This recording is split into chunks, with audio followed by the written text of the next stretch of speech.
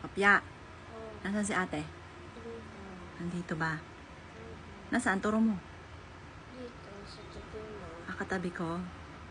Sabi mo nga ate, I love you. Sabi ni mami. Sabi ni tita. Sabi mo, dali. Sabi ko na. Sabi mo na. Sabi niya na dito. Paano mo nakikita si ate? Tita ko na. Paano mo nakikita? Ha?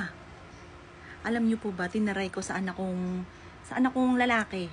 Sabi ko po, kasi alam ko, may third eye din po yun. Pero yung kanya, iba yun sa kanya. Yung talas lang ba ng pandama, nararamdaman niya na nandyan. Pero hindi niya nakikita. Ito kakaiba ito mga bossing. Ayan, may nagsabi nga po, may nag-comment na tinatawag daw po. Hindi po namin tinatawag. Nakikita ng bata. Kahit hindi tawagin, nandito lang, nakikita po niya. O tingnan nyo, yung isa kong anak po ito halimbawa, kung halimbawa gawa-gawa lang, di sana yung anak kong, yung isa kong lalaki. Dapat sabihin ko, anak, sabihin mo ganito. Hindi talaga hindi matuturuan ng bata. Tsaka wala yung bayad. Pagka halimbawa sinabi sa akin na, punta tayo sa ganito, tapos magbabayad ako. Tapos nakikita si Joelyn, di ako naniniwala. Kasi magbabayad ako Ito, libre, mga bossing. Nakukulitan na nga sa akin.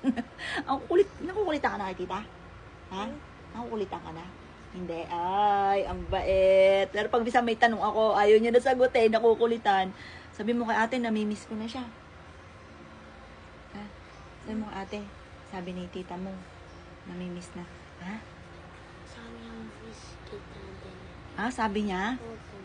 Oh, naiyak na naman ako. Paiyak na naman ako ng batang ito. Ayan. Kaya parang yung kalooban ko bilang isang nanay, pagka narinig kong ganun, ba, nandito lang pala yung anak ko, nakikita po kasi niya mga boss. Iba yung spirit of the glass. Yon talaga, tinatawag yung espiritu. Eto, hindi namin nakikita. Talagang may third eye lang ang makakita. Nakakausap din po niya. Eto pong batang ito, ay hopya. Pag kami nakikita kang iba, huwag ka makikipag-usap ha. Si Ate Joey lang kakausapin mo ha. Kasi mga boss, noong nag-CR po kami, punta kami sa mall sa town center. Salta siya ng salta sa loob. Sabi ko, hopya, huwag ka makipag-usap sa iba. Kasi pag nakakita ka, huwag ka makipag-usap ha. Kasi mga bossing ko, yun nga po, sabi ko nga po sa inyo, may mga kaluluwa, yung mga pumanaw na binigla sila, na hindi nila matanggap na wala na po sila. Naghahanap po yan ng mga tao na may third eye. Kapag nakita nila na itong tao to, nakikita siya, kaya kailangan kung kayo ganun, nakakita po kayo na hindi nakikita ng ordinaryong tao. Ako mga boss, hindi ko nakikita. Pero nararamdaman ko. Or kaya mga paramdam na labis-labis yung bigay sa amin, or parang may dumaan, biglang humangin, yung windshield, nagtutunugan. Hindi naman mahangin. Yung parang biglang may hangin ba? Pero kung titingnan mo, parang wala namang hangin, pero tumutunog po siya.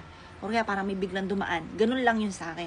Pero yung nakikita ko, kagaya po nito, hindi niya tinatawag. Pero nakikita niya, nakaupo, may mga pinapasabi. Hindi niya tinatawag. Iba po yung spirit of the glass. Yung talaga tinatawag ang espiritu. Eto, nakikita niya talaga mga bossing. Kaya minsan nga, tatanungin ko. Kaso nga lang, ang mahirap, pag halimbawa, sa kanila daw may mumu. Nung maliit pa po yan, laging inaano ng mami po niya, na lagi daw may nakikita na pangit na babae. Minsan naglalaro siyang ganyan, nanonood. Tatakbo po daw yun sa mami po niya. Sabi, mami, may pangit, may mumu daw. Tapos sabi ko, ilang mumu ang nandito? Tapos sabi niya, hindi daw mumu. Kasi maganda daw si ate. Hindi daw maituturing na mumu. Sabi ko, ano ba mumu? Yun daw pangit. Yun daw malaki yung bibig na ganun-ganun daw yung ipin. Tapos malaki yung mata, yung ganun daw. Yun daw mumu. Si ate daw maganda, hindi daw mumu. Yung mga kasama ni ate kanina, mumu. Yung mga kasama kanina ni ate. Sabi mo, 5 yung kasama. Mumu yun. Ay, hindi rin. Magaganda rin sila. Hindi na barkada sa pangit yun. Magaganda ang mga tropa nun. Ayan, kaya alam ko magaganda nga magiging kaibigan ni Joelyn kahit sa heaven. Ayan, pero hindi na namimili po yun. Kaya kahit sabing wala o meron, hindi siya namimili. Basta kung sino lang na anuhan ng kalooban po niya, ganun po yun Yun nga po yung kwento nga po sa akin. Eto mga boss, may biglang nagme-message sa akin. Tapos sabi niya, kilala niya daw po si Joelyn. Yung kinuwento ko na rin po ito sa video. Tapos sabi po niya, nababaitan daw siya kay Joelyn, hindi niya daw po ito makalimutan. Kasi, doon daw po sa school, sa may Alabang, nagkulang daw po ang kanyang pambili ng pagkain. Nakapila po sila. Si Joelyn nasa likod. Nakita daw ni Joelyn na kulang yung pambili po niya. Parang ibabalik niya yung pagkain. Tapos, binayaran daw ni Joelyn. Hindi naman daw siya kakilala ni Joelyn. O, diba? Ang bait ng anak ko. Kaya alam ko, friendly po yun. Kaya tinatanong ko agad, ilan yung kaibigan ni Joelyn? Kasi alam ko, friendly po yun. Lalo at mababait din yung mga naging friend po niya. Talagang super close po sila. Ayan. Nililinaw ko lang mga bossing, tinatawag doon ng bata yung bad spirit. Hindi tinatawag. Hindi nga po, ang nagtatawag yung mga spirit of the glass. Siya po, mga boss, kahit di niya tawagin, nakikita niya. Nakaupo, nakakausap niya. Di ba? Amazing. Meron ako napanood na ganyan, mga bossing ko. Meron ako napanood na, ano po siya, parang pamilya po sila. Na parang natatakot sila kasi may multo. Yung pala, sila na pala yung multo. May third eye lang sila. Or kaya, merong, may napanood din ako, parang si Jason po ba yun? Si Jason.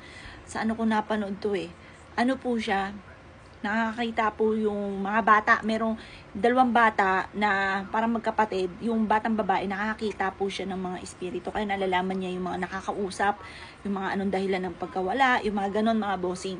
Naniniwala ako sa mga ganito, mga boss, kasi yun nga po yung kwento ko nga po sa inyo, mga bossing ko, na kami lang nakakaalam, pero nalalaman niya. Alam mo, kami lang nila Joey na nakakaalam, pero nalalaman niya, mga bossing. Ang galing. Ito nga po, mga bossing ko ha, yung ex-boyfriend po ni Joey. Hindi alam ng bata, kaka-8 lang po niyang batang yan, kaka-8 lang. Hindi niyan alam, mga bossing ko, na ex ni Joelyn yon. Sa akin nagtatrabaho. Sabi ko, halika, pasok ka. Pasok ka sa kwarto ni Joelyn. Nandito daw nakaupo si Joelyn kasi tinuturo niya ako sa nakaupo. Tapos nung bata, bumulong. Sabihin ko daw doon, I love you, pinapasabi ni Joelyn.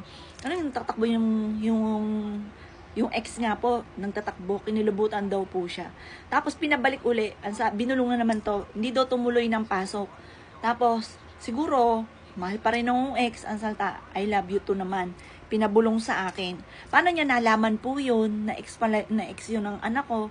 Ang bata pa po nito. Noong mga panahon na yun, hindi na nagpupunta dito kasi pinagbawalan ko nga po, wanang parang away bati po sila. Ay ko, saan na kayo? Pagka kayo matured na yung isipan kasi mga 17, 16 pa lang ata po sila po noon, mga bata pa, mga bossing. Kaya, na-miss ako dito, paano niya nalaman? Ba't binulong niya? Na mahal pa doon ni Joelyn po yun. O, diba, mga boss? Hindi naman niya naabutan po yun. Tapos, paano niya? Ang daming mga paano mo nalaman? Ang daming panong katanungan dito sa batang to. Paano? Pag tinanong ko, paano mo nalaman? O, paano mo nalaman? Hopya. Yung mga sinasagot mo sa akin, bakit mo nasasabi? Sino may sabi nun? Yung mga sinasagot mo sa akin, ba? Tinanong ko. O, sabihin ko. O, sabi mo kay Ate Joelyn, I love you. Yung sagot, sino sumasagot nun? Ikaw lang o si Joelyn? Ha? Ha? Sino? Joelyn? Oh, yan. At alam niyo po ba, English speaking po yan. Kaya pag straight yung niya, yung mga tinatanong ko lang sa kanya, straight lang ang sagot.